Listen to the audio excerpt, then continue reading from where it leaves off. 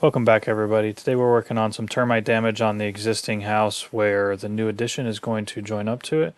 So we got a bunch of floor joists, which we're unloading right now, delivered. And when we ordered all of that, we ordered the stuff for the beam, ordered all of the floor systems, so floor joists, rim boards, sill plates, etc. Essentially to get the entire floor system done and just have it on site so we don't have to wait around. We also got all of the CMU delivered to put the foundation wall in on top of the footer. And you might have thought, hey, that looks like quite a bit of foundation material. And you'd be right. We, in all of the process, we accidentally ordered double. So we had to return, at least a pallet after we moved it twice. So that was fun. But we got everything ready and on site, so we can just go ahead and start repairing the existing house and then get all of the floor joists placed and beams and etc. So here we go.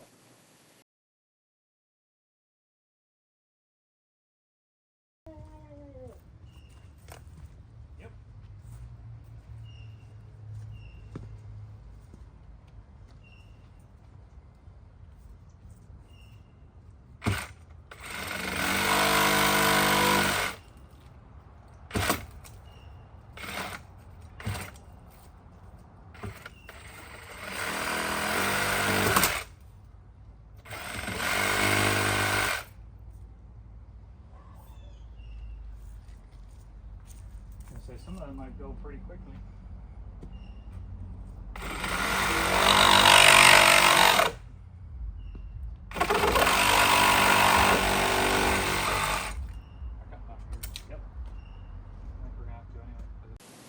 Here we're prepping everything to take new wood. So all these little cripple studs, which are the little studs in between the beam on the bottom there and then the base plate for the wall, most of them are rotted to some degree from termites.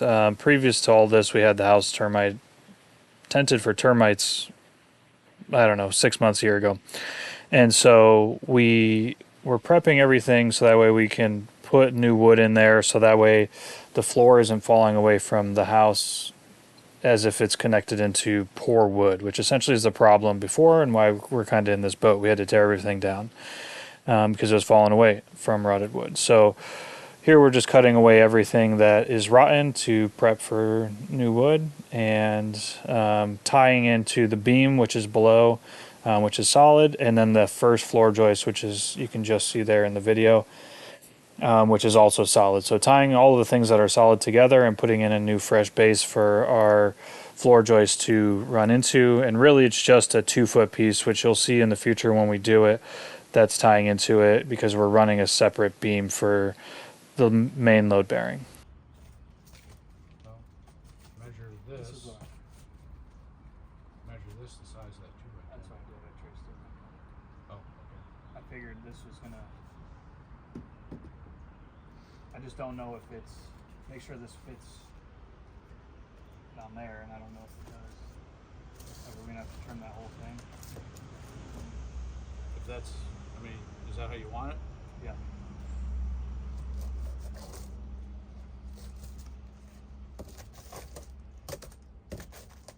I mean, I figured we're gonna trim it around that door frame. But 8 foot's going right to there, right? Right. So that, if that's how you, I mean, that's, oh, it's got to go underneath here. Yeah. Okay. So yes, you have to trim. And then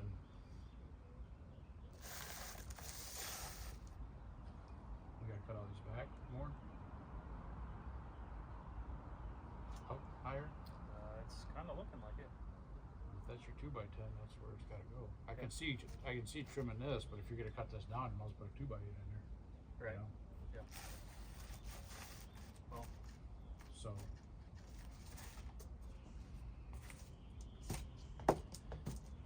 Is that what you want to do? I mean, to me, looks like that's what we have to do. Cut those down further. Cut these back up here. Yeah. Seems like it. Okay. I just want to make sure they're level. Right. And well, that's the thing. It doesn't do any good to do it if it's not level. It kind of defeats the purpose.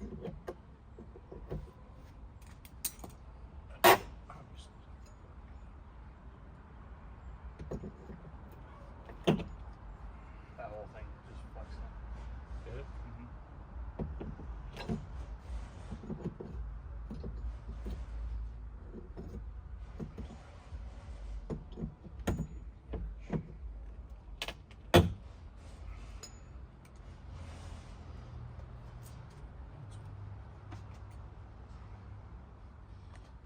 I got cargo pockets.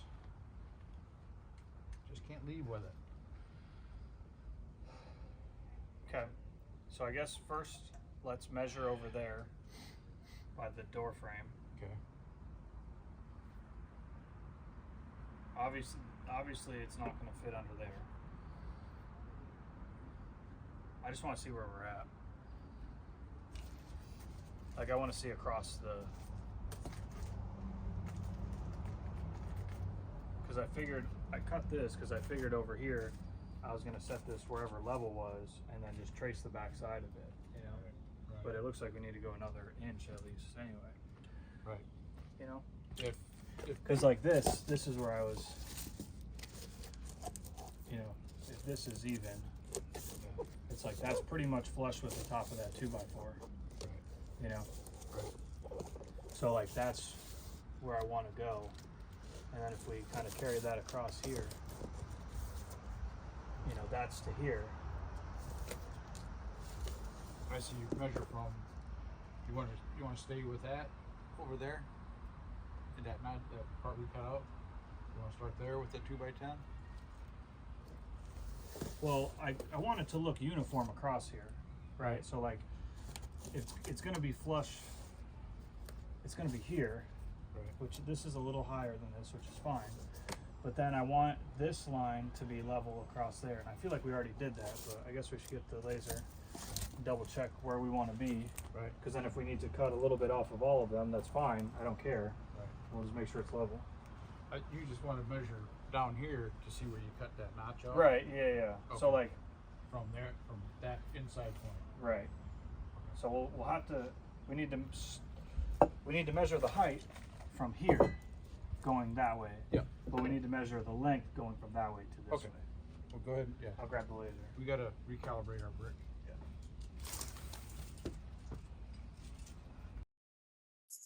So once we got a game plan for how we're going to do this first piece, which is only 8 feet long, so we have 2 8-foot and 2 16-foot that we're going to stagger so that way the overlap can happen and create a strong bond. So the part of the problem is nothing on the house is square, which it's from 1935, so it's understandable. So we're just trying to make sure that the top of our new beam is going to be level. And so we did a preliminary cut, getting rid of all the existing stuff that my dad cut out there. And here we're just getting a final cut for the 2x10 to slip in. And so I'm also using the cardboard template as a way to make sure that we have enough height without having to, carry around a huge 2x10. So we're just doing some final cuts, and then we're going to go cut our beam and its custom angle for the lack of squareness.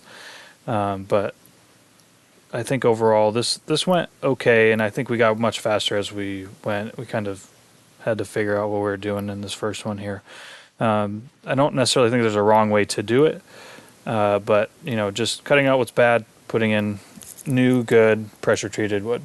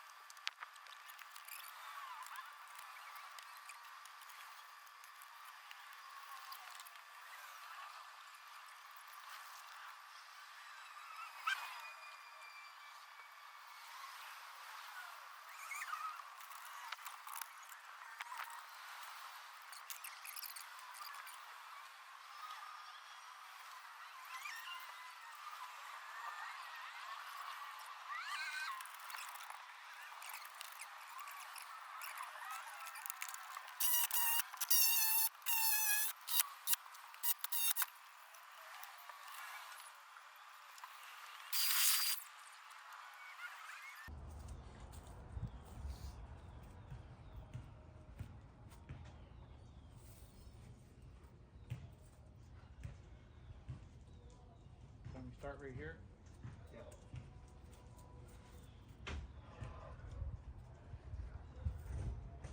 Okay. Jim. We're gonna cut wood. Wee.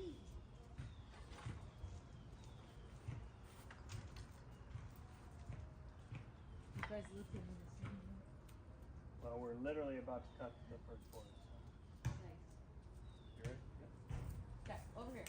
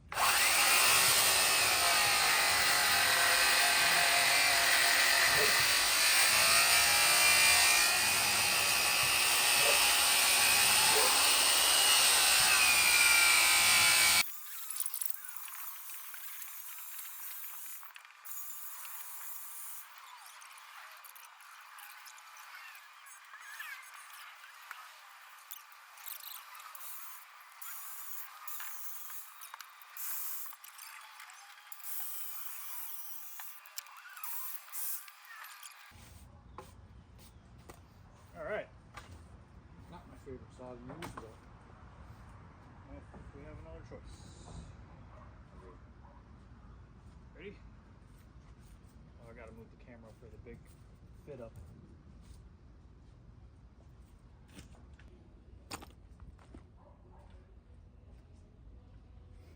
Okay, ready?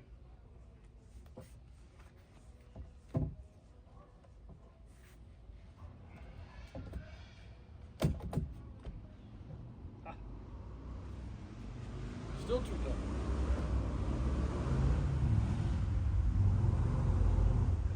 I don't think we're gonna hammer that one in there. No.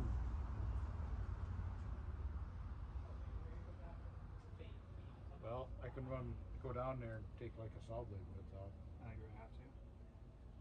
Maybe more. Maybe take like an eighth of an inch off. Yeah. Just in case it sags an eighth of an inch in the time that we come back.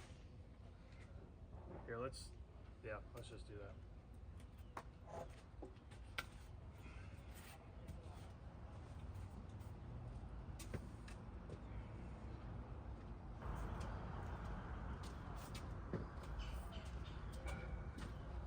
Good thing our block wall isn't any taller. Mm-hmm.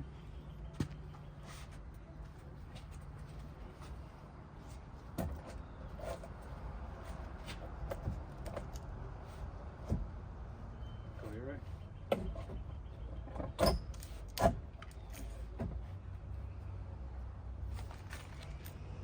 What do you think? I think go down a step. Or the step will fall down. It looks like that quarter-inch piece is kind of coming down, but it looks like we kind of do one of these numbers. Oh. It looks like it's going to fit here. Yeah, from there, let's just take easy. Okay. Is it going to clear the edge of it? Is that, I open that notch up? Here? No, the other one. With that knot. Yeah, we're clear there. Okay. How's it look otherwise? I mean, it looks like it's going to be pretty good. Yeah. I think that should tap in there pretty easy. Yeah, I mean, since we got it halfway in, you know. Right. Unless my boards, my Cuts are bad. cuts are bad, which I'm not saying they aren't. If we'll see if it starts going in there hard, I'll just go back and trim those back a little bit. Because I can see that one's dropping down. I think this one is too. Yeah, that one does for sure. This one's good. So this one on this side anyway. That one, the middle one, no problem. It's gonna clear back here. Yeah, it's got the bit. It's kind of cut on an angle like this, so you have more space on this side. That one's gonna on this side. Okay. This one over here, maybe just to trim up a little bit, because it kind of does one of these.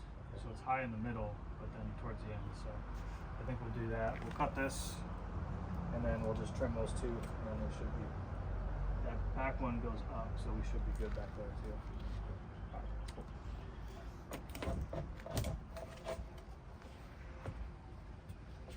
Fourth time's the charm.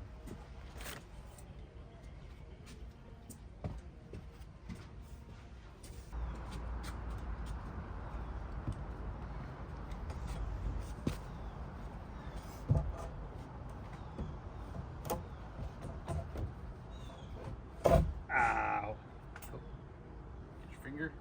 I didn't think it was gonna go in. It did. It went in very nicely. That's what I was like. Well, Let me use this as a guide and I'll trim those. How's that? what do you mean, like stick the blade in between the two? Yeah, so I know exactly where I gotta be. Okay. I We're will gonna cut- hit some nails on this second stud.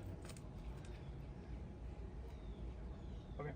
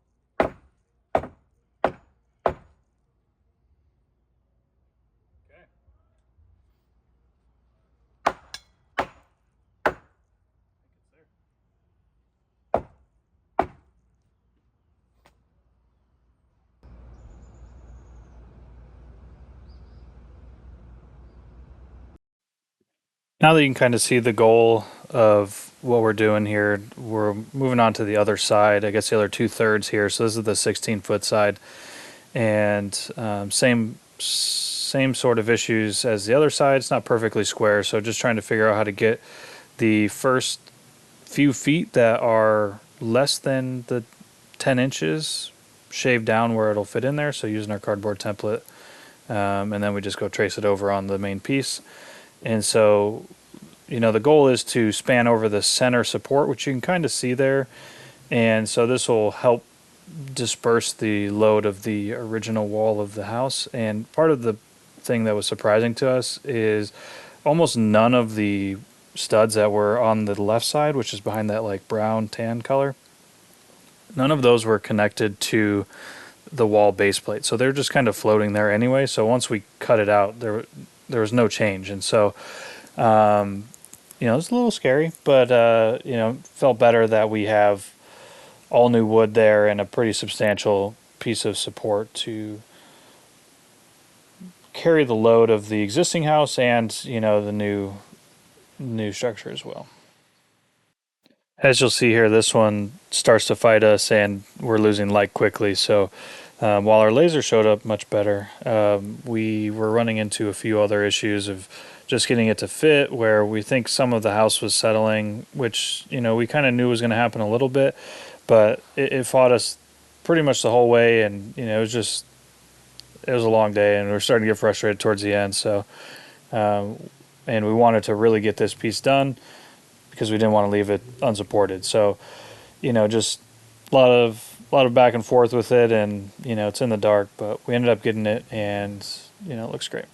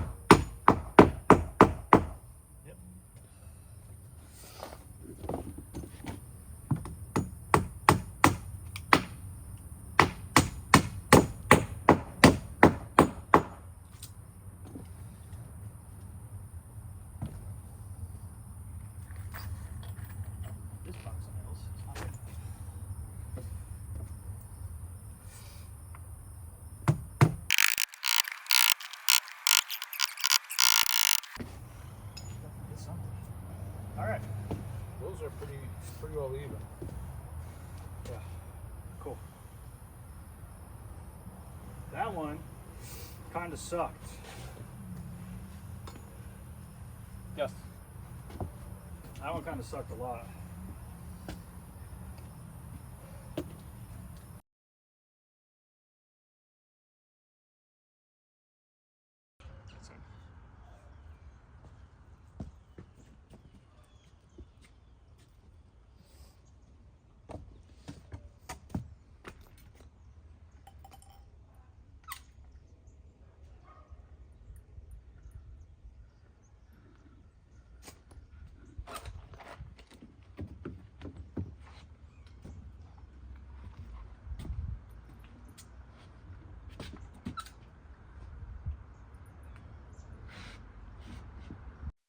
Here we're just adding a piece of 1/2 inch plywood in between the two layers of 2x10. It's a 4-inch 4x4 beam on the bottom. So just trying to make sure it all flushes out with the existing stuff here, gluing and screwing everything. And then when we get into the rest of the beam, we use some GRK structural screws to tie everything together.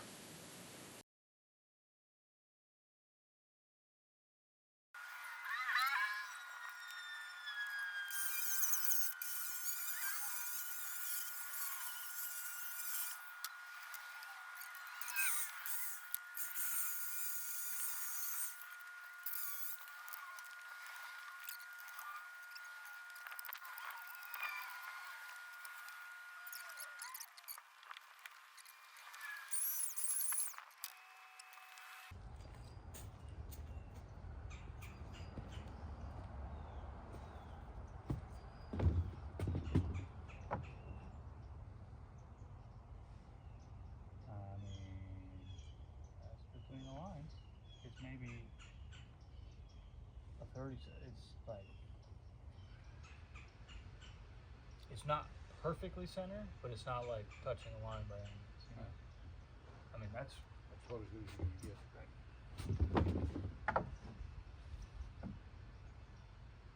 yeah. That is level for us. Okay. Glue and screws. And then big dog screws. Yeah. Okay, you want to take it out of there? Yeah. You can.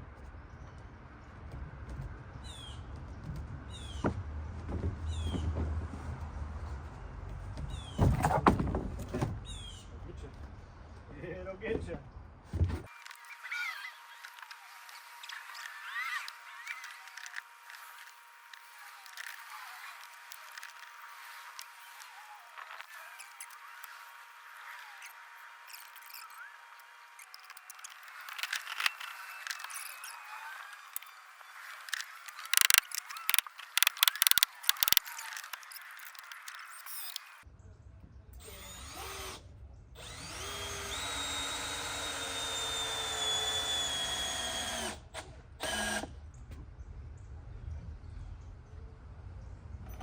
Might want to put like another one on the bottom, just hold it in there, so it's keep it honest. And just stick it on the side.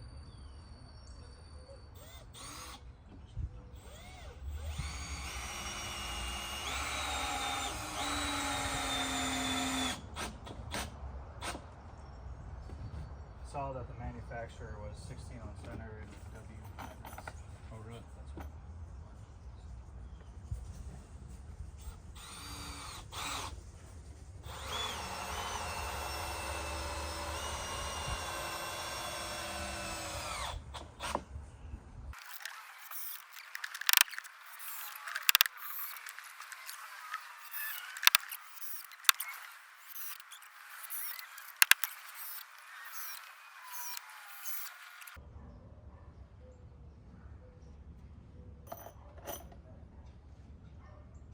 Okay.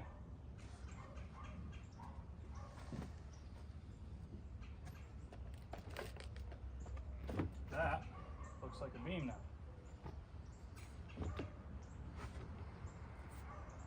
And looks like we're actually going to plane out at some point in time.